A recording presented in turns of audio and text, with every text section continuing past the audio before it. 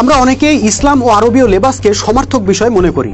টুপি, পাগড়ি, জোব্বা, আলখেল্লা ইত্যাদিকে রাসূলের সুন্নত মনে করি এবং এগুলোকেই একজন মানুষের মুসলমানিত্বের প্রধান মাপকাঠি বলে নির্ধারণ করি। কিন্তু আসলে কি এ ধারণা সঠিক? আজকের ভিডিওতে সেটাই জানার চেষ্টা করব ইনশাআল্লাহ। আশা করি ভিডিওটা শেষ পর্যন্ত দেখবেন। ছোটবেলা থেকে আমরা শুনে আসছি টুপি, পাগড়ি, জোব্বা ইত্যাদি হলো রাসূলের সুন্নত। কেননা রাসূল সাল্লাল্লাহু আলাইহি ওয়াসাল্লাম পাগড়ি পরতেন, জোব্বা পরতেন ইত্যাদি। আচ্ছা ভাই, জোব্বা পাগড়ি কি রাসূল সাল্লাল্লাহু আলাইহি ওয়াসাল্লাম একাই পরতেন? কাফের মুশরিকরা পরতো না? আবু জাহেলরা পরতো না? জোব্বা পাগড়ি যেহেতু আরবের পোশাক, তাই আরবে জন্ম নেওয়া ইহুদি, খ্রিস্টান, পৌত্তলিক সকলেই তো জোব্বা পাগড়ি পরতো। রাসূল সাল্লাল্লাহু আলাইহি ওয়াসাল্লাম নবুয়ত লাভের আগে থেকে জোব্বা পাগড়ি পরতেন। আপনি বদরের যুদ্ধের ইতিহাস পড়ে দেখুন, উহুদ যুদ্ধের ইতিহাস পড়ে দেখুন, দেখবেন কাফের মুশরিকরা যে ধরনের আরবীয় পোশাক পরে যুদ্ধের ময়দানে এসেছিল, সাহাবীরাও একই ধরনের আরবীয় পোশাক পরে যুদ্ধের ময়দানে এসেছিলেন।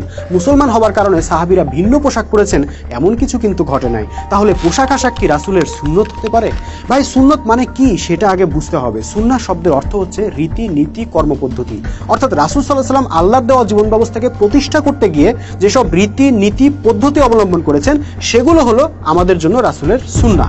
যেমন তিনি দিন প্রতিষ্ঠার জন্য সারাটা জীবন জেহাদ ও কেতাল চালিয়ে গেছেন। মাত্র 9 বছরে 78টা যুদ্ধ করেছেন। সুতরাং এই জেহাদ ও কেতাল হলো রাসূলের সুন্নাহ, যে ব্যাপারে আল্লাহ রাসূল বলেছেন যে আমার সুন্নাহ ছেড়ে দিল সে আমার কেউ নয়। কিন্তু বর্তমানে আমরা সেই সুন্নাহ ছেড়ে দিয়ে টুপি, পাগড়ি, জোব্বাকে সুন্নাহ মনে করছি। না ভাই, আরবীয় লেবাস কারো মুসলমানিত্বের মাপকাঠি নয়। কোন জাতি মোমেন কিনা তা চেনার উপায় হলো তারা একমাত্র আল্লাহকে হুকুমদাতা হিসেবে স্বীকার করে কিনা। মুসলিম কিনা তা চেনার উপায় হলো আল্লাহর বিধান দিয়ে তাদের সমষ্টিগত জীবন চলে কিনা। আর উম্মতে মুহাম্মদী কিনা তা চেনার উপায় হলো আল্লাহর রাস্তায় জিহাদে নিয়োজিত থাকে কিনা। কোনোটাই পোশাক আশাকের বিষয় নয়। সুতরাং পোশাক দেখে কারো মুসলমানিত্ব নির্ণয়ের উপায় নাই। এই যে অনেকে মাঝে মাঝে বলে থাকে তোমার 3.5 হাত শরীরেই তো মিয়া ইসলাম প্রতিষ্ঠিত নাই, এর মানে তারা লেবাসকেই ইসলামের পরিচয় মনে করে।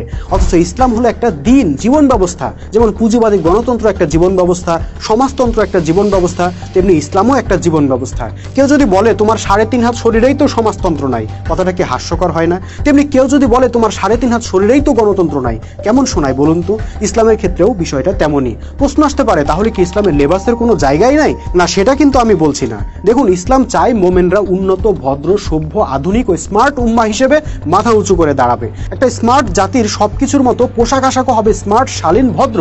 সেজন্য আল্লাহ কোরআনে কিছু ড্রেস কোডও নির্ধারণ করে দিয়েছেন। কিন্তু ওই ড্রেস কোড অনুসরণ করার জন্য আপনাকে আরবীয় জোব্বাই পরতে হবে এমন কোনো বাধ্যবাধকতা নেই।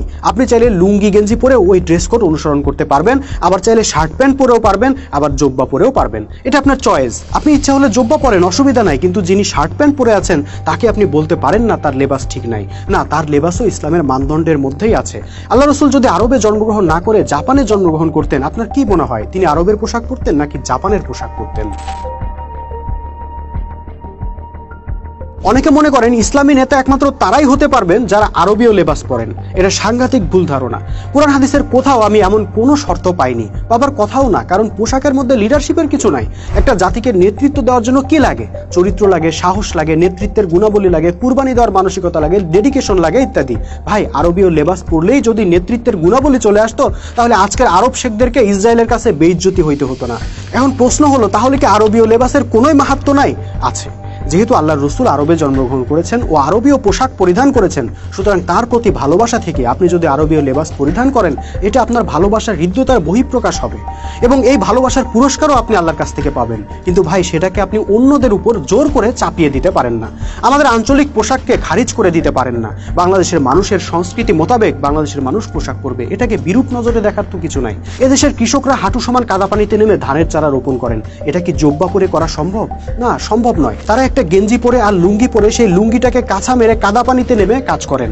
তাদের সাথে টুপি থাকে না, থাকে একটা গামছা। সেই গামছা কখনো মাথায় বেঁধে রোদ থেকে বাঁচার চেষ্টা করেন, আবার কখনো ওই গামছা দিয়ে ঘাম মুছেন। সেই গামছা মাটিতে বিছিয়ে কিছুক্ষণ বিশ্রামও নেন। এখানে সাদা ধবধবে আরবীয় জোব্বার স্থানটা কোথায়? এখানে তাদের উপরে সাদা ধবধবে আরবীয় জোব্বা চাপিয়ে দিয়ে আপনি যদি বলেন মুসলমান হতে হলে তোমাদেরকে আরবীয় জোব্বা পরতেই হবে, তাহলে বিষয়টা তো যৌক্তিক হয় না। দেখুন, আরবীয় লেবাসকে আমি কিন্তু মোটেও তুচ্ছ করছি না, কিংবা কাউকে আরবীয় লেবাস পরতে নিরুৎসাহিত করাও আমার উদ্দেশ্য নয়। আমি শুধু এটাই তুলে ধরার চেষ্টা করলাম আরবীয় লেবাস নিয়ে যেন বাড়াবাড়ি না করা হয় এবং এটা যেন অহংকারের কারণ না হয়ে দাঁড়ায়। দেখুন, অহংকারের প্রসঙ্গে একটা কথা না বললেই নয়। আরবের গরিব মানুষরা যখন ঠিকমতো পরার কাপড় জোটাতে পারতো না, অর্ধ উলঙ্গ হয়ে থাকতে বাধ্য হতো, তখন ধনীরা লম্বা লম্বা জোব্বা পরে ঘুরে বেড়াতো। তাদের পোশাকের একটা অংশ মাটিতে লেপ্টে থাকতো, আর এই লম্বা পোশাক নিয়ে তারা গর্ব করে বেড়াতো। তখন আল্লাহ রসুল পরিষ্কার করে বলে দিলেন, কেউ যদি অহংকার বশত টাকনুর নিচ পর্যন্ত পোশাক ঝুলিয়ে রাখে তাহলে জাহান্নামের আগুনে পড়বে। আবু বকর রাদিয়াল্লাহু আনহু বললেন, ইয়া রাসূলুল্লাহ, আমার পোশাকও তো মাঝে মাঝে টাকনুর নিচ পর্যন্ত চলে যায়। রাসূল সাল্লাল্লাহু আলাইহি ওয়াসাল্লাম বললেন, আবু বকর, তুমি তো আর অহংকার করে ওইটা করো না। এ থেকে বোঝা যায় পোশাক আশাক নিয়ে অহংকার করার কিছু নাই। আমরা অনেককেই দেখতে পাই যারা আরবীয় জোব্বা পরে হয়তো পয়সার অহংকার করেন না, কিন্তু আমলের অহংকার করেন। নিজেদেরকে খাঁটি মুসলমান বলে মনে করেন আর সাধারণ পোশাক পরা মানুষদেরকে তুচ্ছ তাচ্ছিল্য করেন। তাদের 3.5 হাত শরীরে ইসলাম নাই, তাদেরকে প্যান্ট খুলে না দেখলে মুসলমান কিনা বোঝা যাবে না, ইত্যাদি ব্যঙ্গাত্মক কথাবার্তা বলেন। তারা জেনে হোক আর না জেনে হোক তাদের পোশাক নিয়ে অহংকার প্রদর্শন করেন, যা জাহান্নামের কারণ হয়ে দাঁড়াতে পারে। আশা করি এই ভিডিওটা দেখে তাদের ভুল ভাঙবে। দর্শক, আজকের মতো এ পর্যন্ত। ভিডিওর শেষে যুক্ত থাকা হোয়াটসঅ্যাপ নাম্বারে আপনার মতামত জানাতে ভুলবেন না। পরবর্তী ভিডিও দেখার আমন্ত্রণ জানিয়ে আজকে এখানেই বিদায় নিচ্ছি। সবাইকে আল্লাহ হাফেজ, সালামু আলাইকুম ওয়া রাহমাতুল্লাহি ওয়া বারাকাতুহু।